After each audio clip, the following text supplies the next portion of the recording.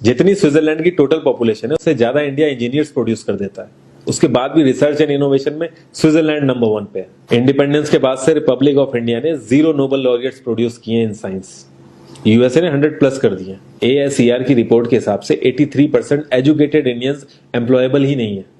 और ये जो सुंदर पिचाई सत्या नदेला की हम बात करते हैं, इन्होंने भी आगे चल के अपनी एजुकेशन बाहर से ही करी है। और ये सारी चीजें जो मैं बोल रहा हूं ना, इसका रूट कॉज फाइंड आउट करने के लिए हमें थोड़ा सा पीछे जाना पड़ेगा। जब ब्रिटिशर्स हम पे रूल कर रहे थे तो ईस्ट इंडिया कंपनी के सामने 2 मेजर चैलेंजेस थे।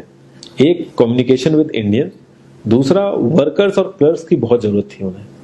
फिर थॉमस बेविंगटन मैकॉय ने हमें इंग्लिश एजुकेशन एक्ट ऑफ 1835 दिया, जिससे उनके दोनों पर्पस पूरे हुए। पहला, उनको बंदे चाहिए थे जो चुपचाप डेस्क पे बैठे अपना काम करें, क्वेश्चंस ना करें और ज्यादा क्रिएटिव ना हो। Second, communication in English. English सबसे ज्यादा बोले जाने वाली लैंग्वेज नहीं है, उसके बाद भी इंग्लिश एक लैंग्वेज की बजाय एक क्लास बन गया इंडिया में। रशिया, चाइना, फ्रांस, ये सब जगह इतना ऑब्सेशन नहीं है इंग्लिश को लेके जितना इंडिया में है। पुअर कम्युनिकेशन बोला जाता है अगर आपकी इंग्लिश अच्छी नहीं है, जबकि इंग्लिश ना आने का मतलब है कि आपको कोई और लैंग्वेज आती है। 5 साल पुराना iOS भी आज की डेट में आउटडेटेड माना जाता है। लेकिन इतनी इंपॉर्टेंट चीज हमारा एजुकेशन सिस्टम आज भी बस थोड़े से चेंजेस के साथ ऐसे ही चल रहा है। हमारे एजुकेशन सिस्टम में रटने का कंपटीशन होता है, जो ज्यादा रट लेता है उसके ज्यादा मार्क्स आते हैं। अब 95% जिसके संस्कृत में आए हैं वो भी संस्कृत नहीं बोल पा रहा है। और बेसिक हिस्ट्री होने की बजाय इतनी मोटी मोटी किताबें हैं हिस्ट्री की जिसका कोई मतलब नहीं है। अगर आज की डेट में आपको कुछ भी पता करना, आप गूगल से पता कर लोगे, उसके लिए आपको याद करने की जरूरत नहीं है इतना कुछ। और ये गवर्नमेंट स्कूल में हर क्लास में इंग्लिश का सब्जेक्ट है। 12-12 साल लगाने के बाद भी लोग इंग्लिश नहीं बोल पा रहे हैं। और बिना किसी बुक को पढ़े 5 साल का बच्चा सीख लेता है, क्योंकि उसको वैसा एनवायरमेंट मिल जाता है। A+B का whole square is equal to A² + B² + 2AB। इसका रियल लाइफ में क्या यूज है किसी को नहीं पता, न प्रिंसिपल, न टीचर, न बच्चे, बस पढ़ाई चले जा रहे हैं। हो सकता है इसका कुछ मतलब हो, लेकिन आप ट्राई करके देख लेना, किसी को नहीं पता। हाँ, 2AB की जगह अगर आपने 3AB बोल दिया तो 4 लोग हंसने वाले मिल जाएंगे आपके ऊपर। किंडरगार्टन में जो बच्चों को सिखाने के लिए टेक्निक यूज होती है वो लाख गुना अच्छी है कॉलेज की वो रटने वाली टेक्निक से। और जिन बच्चों के बहुत ज्यादा नंबर आते हैं ना, जो वो छुपा छुपा के एग्जाम में लिखते हैं, आप देखोगे जब वो रियल लाइफ में जाते हैं ना तो ज्यादातर क्रम्बल करते हैं वो। हर किसी को सेम सिलेबस और सेम चीज सिखाई जाती है बिना उसकी कैपेबिलिटी देखे। और क्रिएटिविटी का तो दूर दूर तक मतलब नहीं होता। अब एक लाइन से आप शेर, मछली, सांप, हाथी सबको लाइन से खड़ा कर दो और उनसे कहो पेड़ पे चढ़ो, उनको तो जिंदगी भर यही लगेगा ना कि वो तो किसी काबिल ही नहीं है। और द्रोणाचार्य ने भी पांडवों को उनकी स्किल सेट के हिसाब से उनको चीजें सिखाई, सबको एक ही चीज नहीं सिखा दी। और हमारे एजुकेशन सिस्टम में ज्यादा ऑप्शंस भी नहीं है। सबसे ऊपर साइंस, फिर कॉमर्स, और सबसे नीचे जाके कहीं नंबर आता है आर्ट्स का।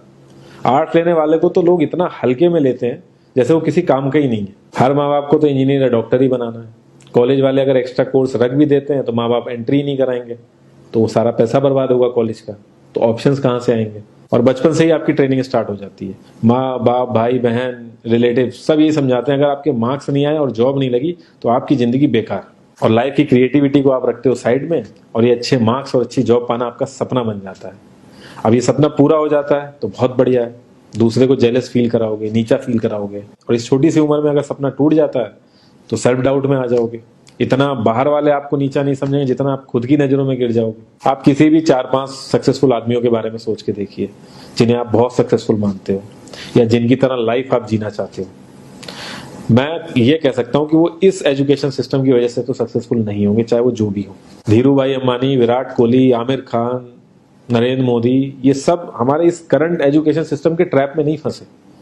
इन्होंने खुद सीखा, खुद एजुकेट हुए और खुद आगे बढ़े। किसी कंपनी के सीईओ को अगर ये कहा जाए कि आप अपनी कंपनी के सारे डिपार्टमेंट में इंटरव्यू दीजिए, तो कोई गारंटी नहीं है कि वो सारे डिपार्टमेंट के इंटरव्यू निकाल लेगा।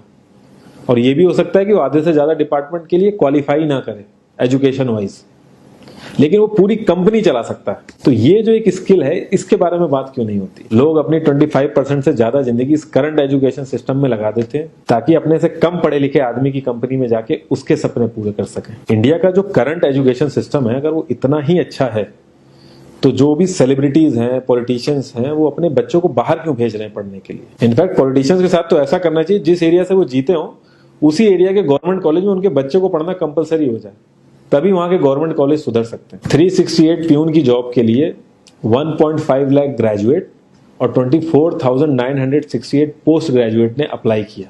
मैं आईएएस पीसीएस की तो बात नहीं करता हूँ, वो तो एक पैशन की बात होती है, लेकिन कुछ लोग 5-5, 6-6 साल से तैयारी कर रहे हैं कि कोई भी गवर्नमेंट जॉब मिल जाए उन्हें। उनसे पूछोगे क्यों ऐसे इतने टाइम से लगे हुए हो, तो वो एक ही चीज बोलेंगे कि जॉब सिक्योर है। मतलब आप काम नहीं भी करोगे तो आपको निकाला नहीं जाएगा।